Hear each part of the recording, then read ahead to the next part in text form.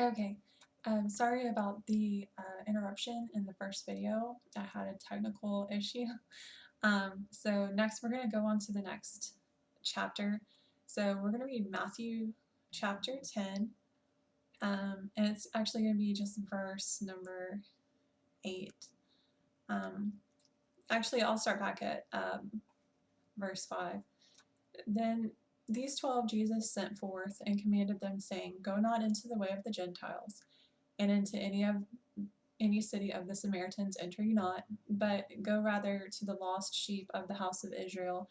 And as you go, preach, saying, The kingdom of heaven is at hand. Heal the sick, cleanse the lepers, raise the dead, cast out devils. Freely you have received, freely give. Provide neither gold nor silver nor brass in your purses, nor scrip for your journey, neither two coats, neither shoes nor staves, for the workman is worthy of his meat. And go into whatsoever city or town you enter, inquire who is worthy, and there abide till you go thence. And when you come into a house, salute it. If the house be worthy, let your peace come upon it, but if not, let your peace return to you. And whosoever shall not receive you, nor hear your words when you depart out of that house or city, shake off the dust of your feet. Verily I say to you, it will be more tolerable for the land of Sodom and Gomorrah in the day of judgment than for that city. So in this admonition of Christ, he said, you're going to go into a town, you're going to be earning your room and board, and whenever you go into the town, by the way, you're going to be not only preaching, he's saying you're going to preach in verse 7, and then in verse 8 he also says you're going to heal sick, cleanse lepers, raise the dead, and cast out devils. He also says you have received freely. Christ gave them that authority. And then he said, freely give, not give expecting 10% of everyone's income back. He says, freely give. And by the way, whenever you go out, you're not even going to go out with money. You're going to just expect other believers to house you. And so things are really different right now in the world in 2021.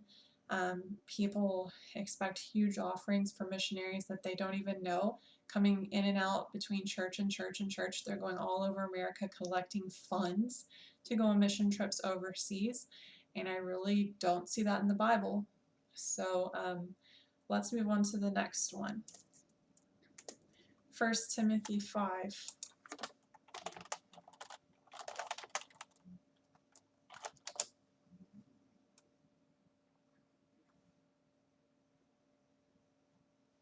It says in verse 8, But if any provide not for his own, and especially for those of his own house, he has denied the faith and is worse than an infidel.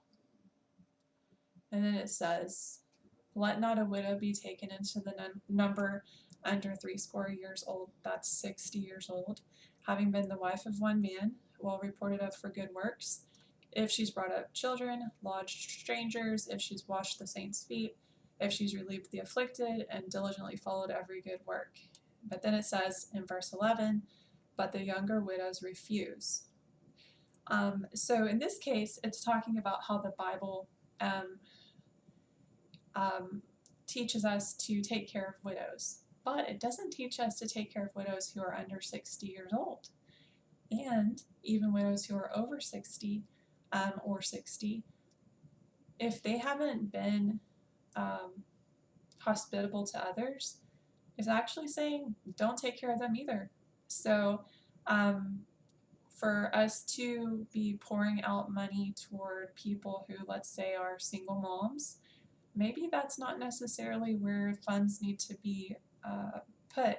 Maybe we do need to have a widow's ministry in every church in America. Maybe also the childless or the fatherless children who maybe dad left the faith after he created these children and left their mom too. I know that that's really prevalent these days, and it's a sad, sad state of the world. If a man's gonna have kids, he needs to provide for them. And if we're gonna be having kids, I have one child under 18, and I have another who's out on his own, making his own money. It says if you're not providing for your own family, you're worse than an infidel. Now, that also means that women can work. It says if they're a widow under 60, they ought to be working for their living. And maybe they wouldn't be working if their husband was still alive. I'm definitely not going to say anything against that. But take care of your family. If you're not able to take care of your family because you're giving 10% to your church, maybe you have bought into a lie, and maybe that 10% or 9% of what you're making can go back into your family so you can take better care of them. And maybe give the 1% to your church for a while until your income improves. I know that this is very countercultural in the Christian doctrine of today, but I wouldn't call it a Christian doctrine. I would call that doctrine a shaming doctrine, a doctrine where pastors curse their congregation, and that's just not the way it ought to be. All right, so next we're going to read 2 Thessalonians 3.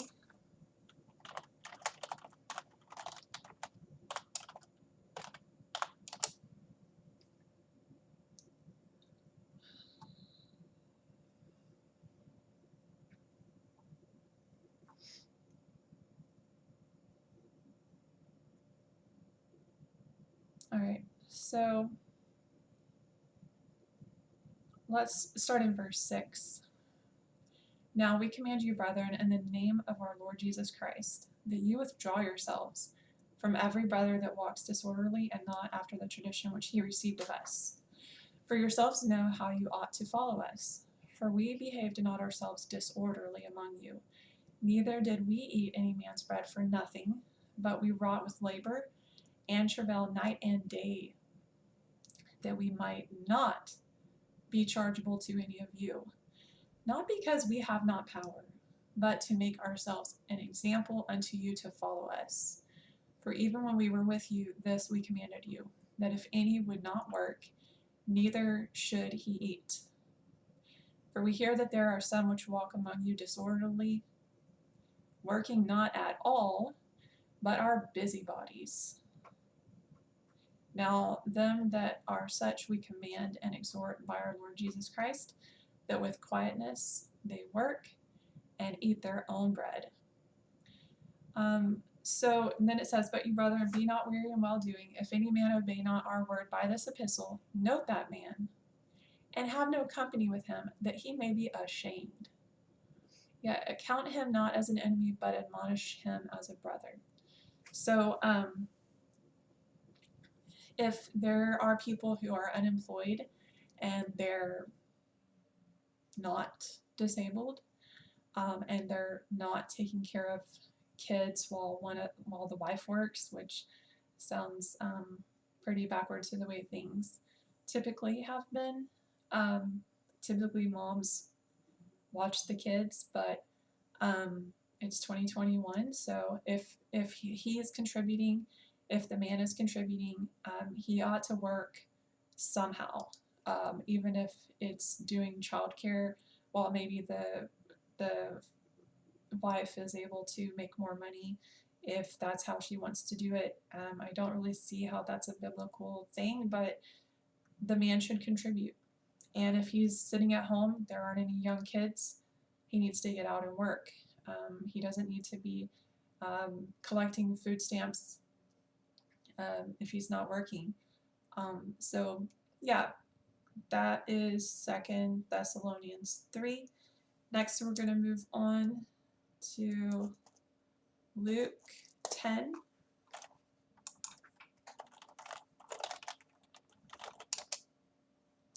Five through 7. And I apologize. I have the copy.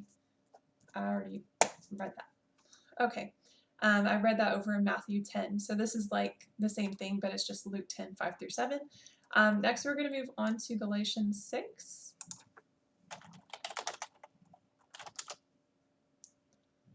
And I'm going to read verse 6. Let him that is taught in the word communicate unto him that teaches in all good things. And communicating in this verse means to give. So I believe that's what it means to give. I've heard it preached that way before, but to communicate could be what I'm doing, which is to say something. If I think that my pastor's preaching in error a doctrine that is harmful to the congregation, I'm gonna say something. And also, I do give an offering, but I do not give 10% of my income at this time. All right. Next is 1 John 3.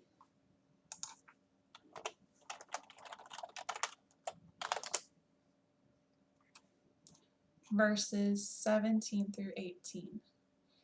But whoso has this world's good, and sees his brother have need, and shuts up his bowels of compassion from him, how dwells the love of God in him? My little children, let us not love in word, neither in tongue, but in deed and in truth. So this is the gospel. It's to love your brother as yourself. And if you're giving 10% of your income directly to your church, you may not have the funds, or you may not feel obligated at all to help somebody on the side of the road who's out of gas for real. They're not just holding up the same sign every single day at El Dorado and 45 South. You may all have seen him before, but if someone's truly out of gas, or needs something and you run across them, maybe they accidentally uh, lost $5 they thought they had, and they're trying to pay at the checkout, and they're like, oh no, where did that 5 go? And you just throw down a $5 bill on the conveyor belt and say, hey, I got you, no worries, have a blessed day. Like, whatever it is, the love of God's dwelling in you if you're able to give to someone who has a need. And if you're just tying up all that money in your church, I'm telling you what, the churches these days are telling people to go to a food pantry. They're not paying people's bills that I've seen. And I've personally tried to contact my church about doctrinal issues in the past, and the only way it seems like they want you to send anything is through Facebook Live, and they're not really into like pouring out counsel, or going back and forth about doctrine, or um, being able to be a servant that way. They're basically a paid speaker. All right, so next we're going to go into Acts 20:35.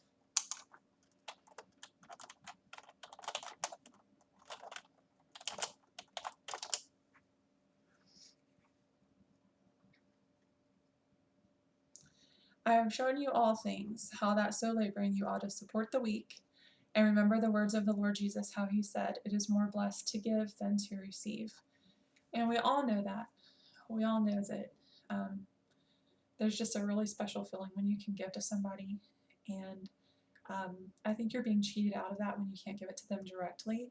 So I would encourage everybody to set aside some money, keep it in your car, keep it in your purse, wallet, for somebody else, not necessarily for you. And there's a blessing in that. All right, next we're going to go to Galatians 2.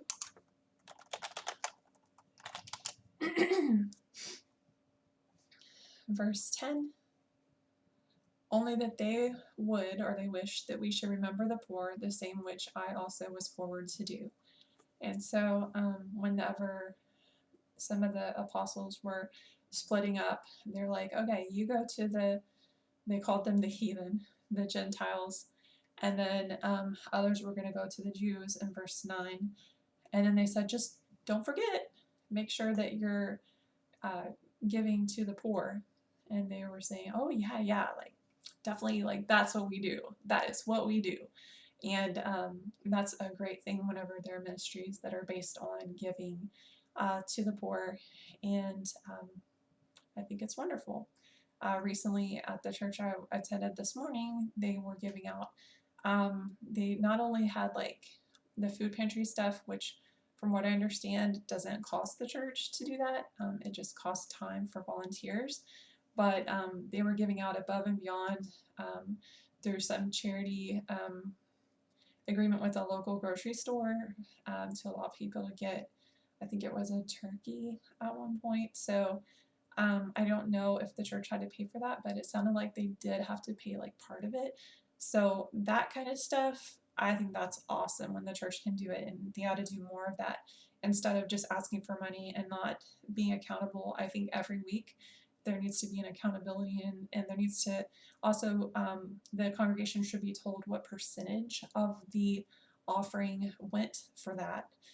Because if you're literally giving 2% of your church income toward doing things like that, then I think really it's backwards the way it ought to be. Probably 98% of it, um, or whatever, is above those bills and the salary and some savings for maintenance. It ought to go for things like this to support other Christians, mainly Christians. It said especially to those of the household of faith, not necessarily just to the whole community.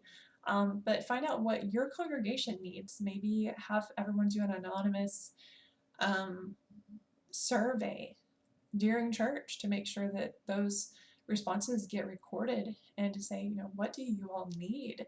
And maybe we can divide up some of the income to do things like that.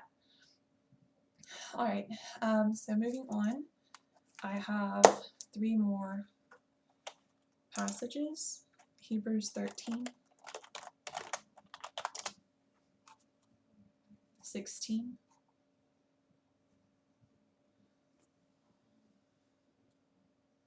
I'll go back to 13:15 first for some context.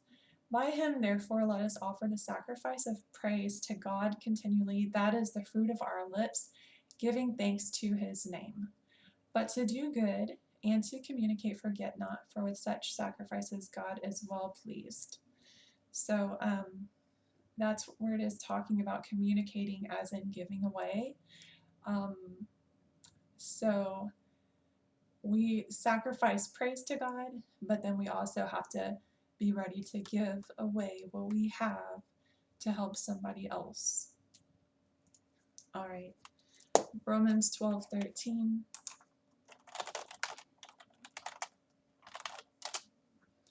is the next one. So these are just some some admonishments, and so I'm going to read just this one. There are quite a few in here. Distributing to the necessity of the saints, given to hospitality. So whenever somebody needs a place to stay, or if you find out they need something, that's one of the admonishments here that we are to do. And the last one is Luke 12:33.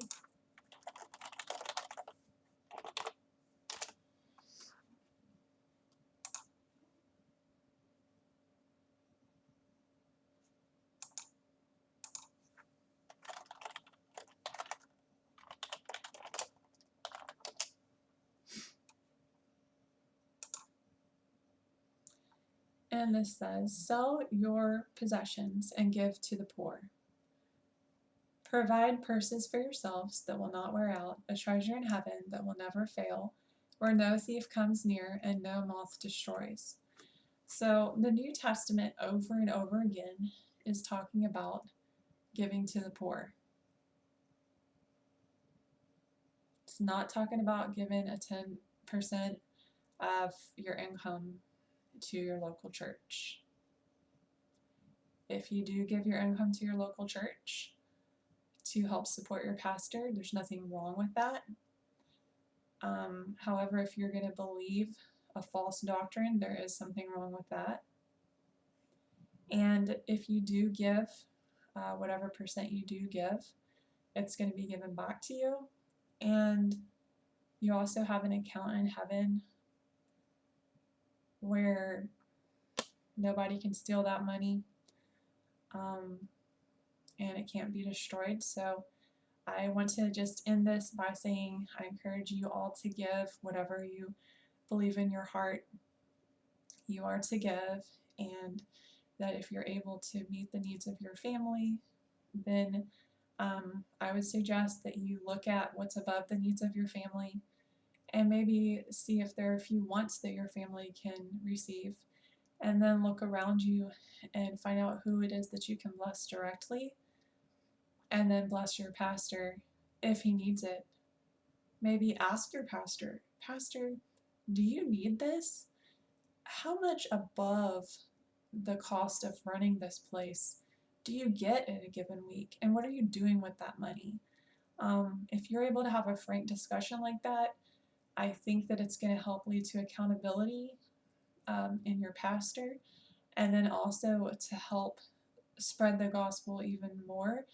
The more people who become financially blessed directly from one Christian to maybe a non-Christian or one Christian to another, I think the more the kingdom is going to be nourished and benefited. So that is it for today. And thank you so much for watching. If you watched till the end of this, I do plan to put this on YouTube as well. So please subscribe and like and share this with friends. Have a blessed day. Bye bye.